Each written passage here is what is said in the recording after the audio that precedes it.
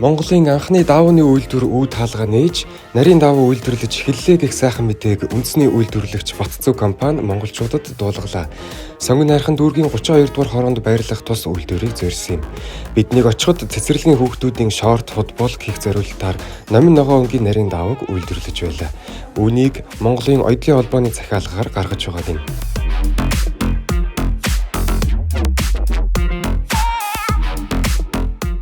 Батцүү текстайл даавны үйлдвэр нь холбооны бүгд найрамдах Герман улсын технологиг нэвтрүүлжээ.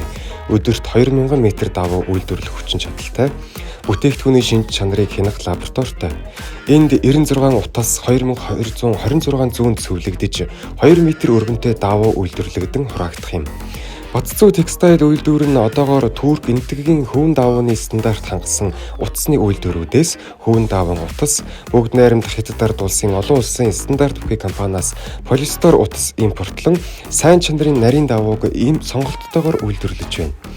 Үйлдвэр дотроо бүтээгдэхүүн шинжлэх лабораторитой, цаашид тус үйлдвэр бүрэн хүчин чадлаараа ажиллаж эхлэхэд төрөл бүрийн даавуу үйлдвэрлэн дотоодын зах зээлийн 60-70% хангах боломжтой юм байна.